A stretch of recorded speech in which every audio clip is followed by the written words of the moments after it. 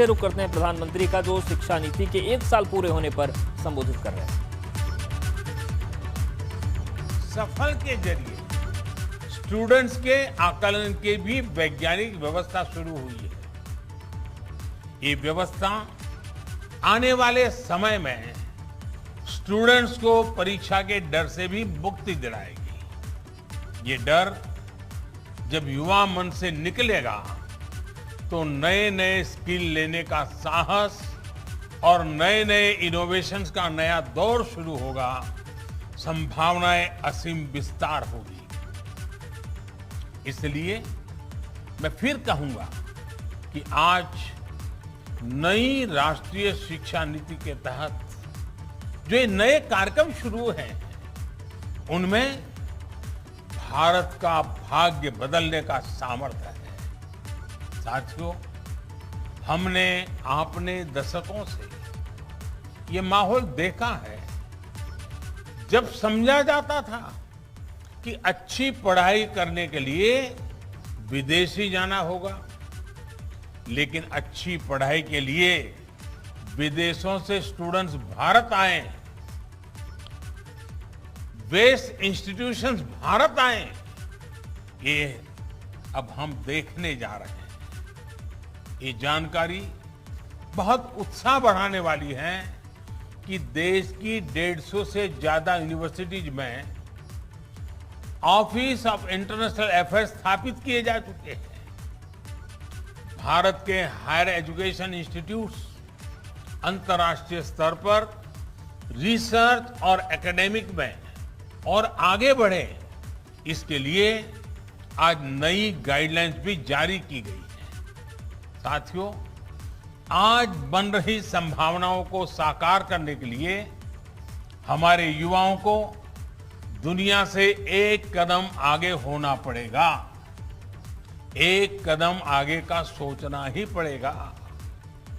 Health हो, defence हो, infrastructure हो, टेक्नोलॉजी हो, देश को हर दिशा में समर्थ और आत्मनिर्भर होना होगा। आत्मनिर्भर भारत का ये रास्ता स्किल डेवलपमेंट और टेक्नोलॉजी से होकर जाता है, जिस पर एनईपी में विशेष ध्यान दिया गया है।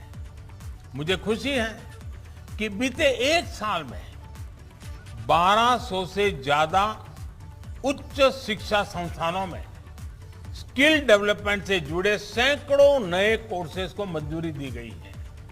साथियों, शिक्षा के विषय में पूज्य बापू महात्मा गांधी कहा करते थे, राष्ट्रीय शिक्षा को सच्चे अर्थों में राष्ट्रीय होने के लिए राष्ट्रीय परिस्थितियों को रिफ्लेक्ट करना चाहिए।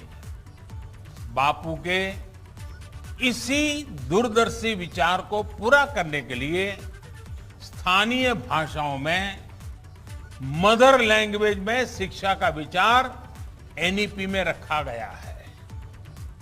अब हायर एजुकेशन में मीडियम ऑफ इंस्ट्रक्शन के इसके लिए स्थानीय भाषाओं में भी एक विकल्प होगी। मुझे खुशी है कि 8 राज्यों के 14 इंजीनियरिंग कॉलेज 5 भारतीय भाषाएं हिंदी, तमिल, तेलुगु, मराठी और बांग्ला में इंजीनियरिंग की पढ़ाई शुरू करने जा रहे हैं। इंजीनियरिंग के कोर्स का 11 भारतीय भाषाओं में ट्रांसलेशन के लिए एक टूल भी डेवलप किया जा चुका है। क्षेत्रीय भाषा में अपनी पढ़ाई शुरू करने जा रहे छात्र छात्राओं को मैं विशेष बधाई देना चाहता हूं। इसका सबसे बड़ा लाभ देश के गरीब वर्ग को, गांव कस्बों में रहने वाले मध्यम वर्ग के स्टूडेंट्स को, दलित, पिछड़े और आदिवासी भाई बहनों को होगा। इन्हीं परिवारों से आने वाले बच्चों को सबसे ज्यादा लैंग्वेज डिवाइड का सामना करना पड़ता था। सबसे ज्यादा नुकसान इन्हीं परिवार के होनहार बच्चों को उठाना पड़ता था। मातृभाषा में पढ़ाई से गरीब बच्चों का आत्मविश्वास बढ़ेगा, उनके सामर्थ्य और प्रतिभा के साथ न्याय होगा। साथियों, प्रारंभिक शिक्षा में भी मातृभाषा को प्रोत्साहित करने का काम शुरू हो चुका है। जो विद्या प्रवेश प्रोग्राम आज लॉन्च किया गया, उसकी भी इसमें बहुत बड़ी भूमिका है। प्ले स्कूल का जो कंसेप्ट अभी तक बड़े शहरों तक ही सीमित है, विद्या प्रवेश के जरिए वो अब दूर दराज के स्कूलों तक जाएगा, गांव-गांव जाएगा। ये प्रोग्राम आने वाले समय में यूनिवर्सल प्रोग्राम के तौर पर लागू होगा और राज्य भी अपनी अपनी जरूरत के हिसाब से इसे लागू करेंगे। यानी देश के किसी भी हिस्से में बच्चा अमीर का हो या गरीब का हो, उसकी पढ़ाई खेलते और हंसते हुए ही होगी, आसानी से होगी। इस दिशा का ये प्रयास है और जब शुरुआत मुस्कान के साथ होगी तो आगे सफलता का मार्ग भी आसानी से ही पूरा होगा। साथियों, आज एक और काम हुआ है जो मेरे हृदय के बहुत करीब है, बहुत संवेदनशील है। आज देश में 3 लाख से ज्यादा बच्चे ऐसे हैं जिनको शिक्षा के लिए सांकेतिक भाषा की आवश्यकता पड़ती है। इसे समझते हुए भारतीय साइन लैंग्वेज को पहली बार एक भाषा विषय यानी एक सब्जेक्ट का दर्जा प्रदान किया गया है। अब छात्र इसे एक भाषा के तौर पर भी पढ़ पाएंगे। इससे भारतीय साइन लैंग्वेज को बहुत बढ़ावा मिलेगा। हमारे दिव्यांग साथियों को बहुत मदद मिलेगी। साथियों, आप भी जानते हैं कि किसी भी स्टूडेंट की पूरी पढ़ाई में उसके जीवन में बड़ी प्रेरणा उसके अध्यापक होते हैं। और हमारे यहां तो कहा गया है, गुरौ न प्राप्यते यत् यत् तत् न अन्य अत्रापि अभ्यते लभ्यते। अर्थात जो गुरु से प्राप्त नहीं हो सकता वो कहीं प्राप्त नहीं हो सकता। यानी ऐसा कुछ भी नहीं है जो एक अच्छा गुरु, अच्छा शिक्षक मिलने के बाद दुर्लभ हो। इसलिए राष्ट्रीय शिक्षा नीति के फॉर्मुलेशन से लेकर इंप्लीमेंटेशन तक हर स्टेज पर हमारे शिक्षक सक्रिय रूप से इस अभियान का हिस्सा है। आज लॉन्च हुआ निष्ठा 2.0, ये प्रोग्राम भी इस दिशा में एक अहम भूमिका निभाएगा।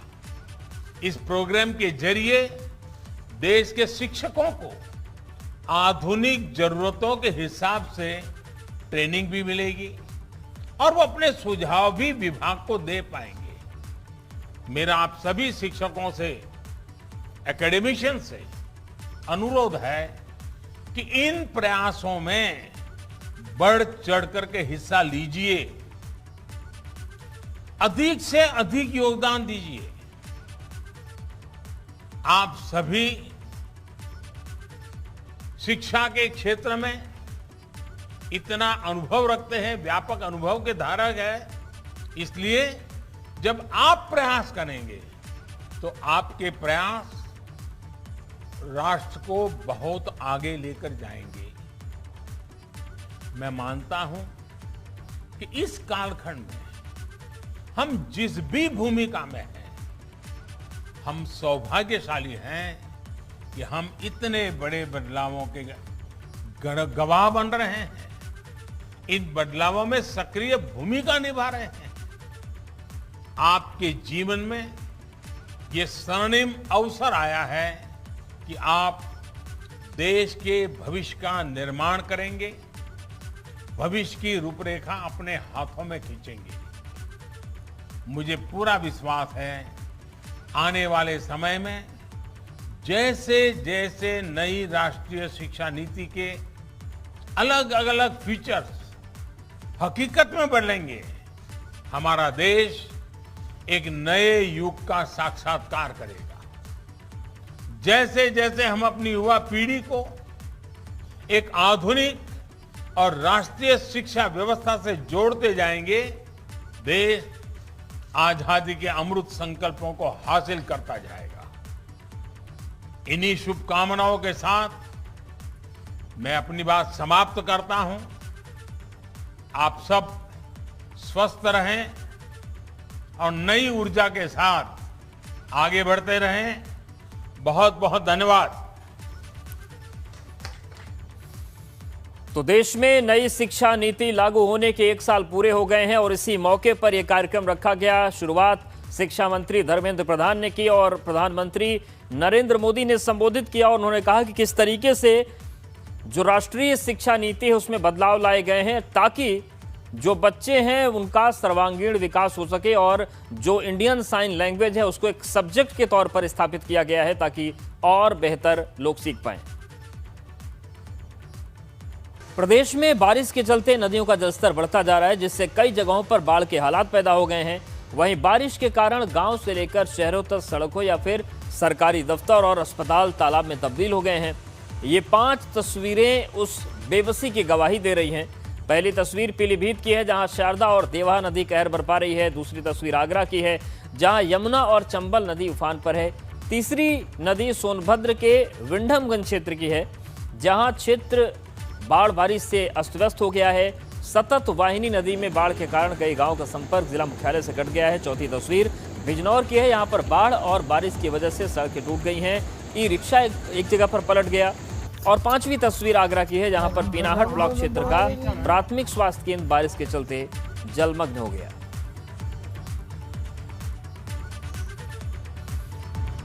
सोनभद्र की सीमा झारखंड से लगती है, यहां पर पिछले कई दिनों से बारिश जारी है। यही वजह है कि विंडमगंज क्षेत्र की सतत वाहिनी नदी ने विकराल रूप धारण कर लिया है। इससे कई गांवों का संपर्क जिला मुख्यालय से कट गया है। यहां तक कि national highway Rewa Ranchi road पर भी बाढ़ के पानी का असर पड़ा है। इस रास्ते पर पड़ने वाले छोटे छोटे पुल पुलिया पर बाढ़ का पानी बह रहा है। वहीं विंडमगंज के प्रसिद्ध सूर्य मंदिर में बाढ़ का पानी घुस गया है।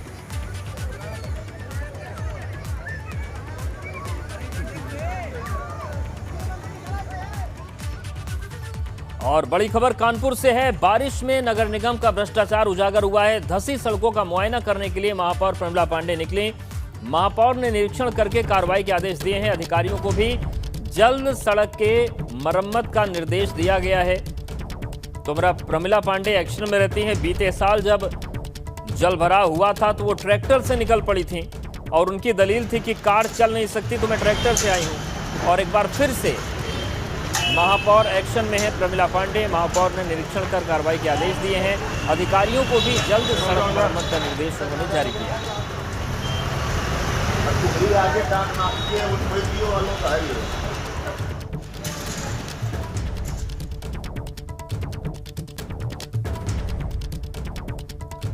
तो कानपुर में देखिए क्या हालात बने हैं। जल भराव तो है, सड़क धंस गई है और मेयर प्रमिला पांडे को जैसे पता चला वो पहुंच गई काफिले के साथ और अधिकारियों को जल्द सब कुछ दुरुस्त करने का निर्देश दिया है।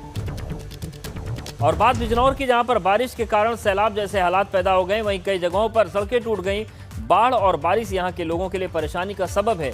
यहां बारिश के कारण टूटी सड़क पर एक ई रिक्शा पलट गया, जिसकी तस्वीरें सीसीटीवी में कैद हो गई। आप देखिए किस तरीके से ई रिक्शा पलटा, उसकी चपेट में 2 व्हीलर भी आ गया, एक व्यक्ति दब गया। ये नजीबाबाद हरिद्वार रोड की तस्वीर।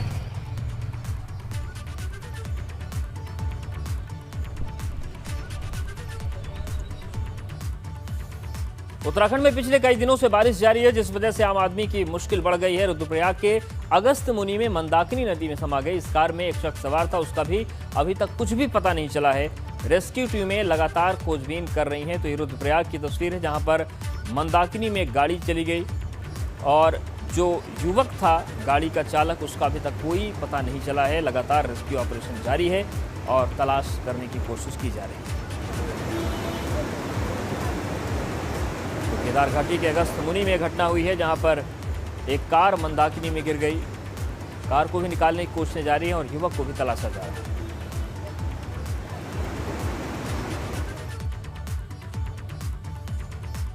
रानीखेत के चौखुटिया में मंगलवार रात से हो रही बारिश के चलते बरसाती नाले में स्कूटी सवार युवक बह गया।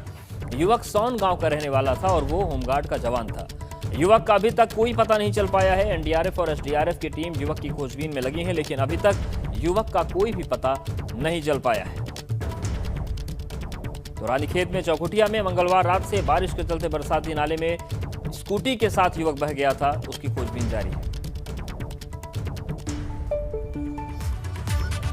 यमुना घाटी में लगातार हो रही बारिश से जनजीवन पटरी पर गया है। बारिश के बाद सड़कें बंद हैं। कस्तूरबा गांधी आवासीय भवन में जलभराव की वजह से नजारा ऐसा लग रहा है जैसे नदी यहां पर बह रही हो। उधर बारिश से किसानों की खेती को भी काफी नुकसान हुआ है।